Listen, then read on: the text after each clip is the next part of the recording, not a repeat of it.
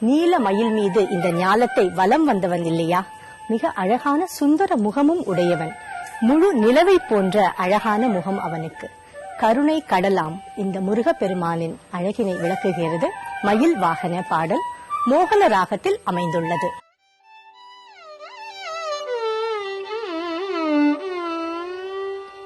Ganapathi துணைவா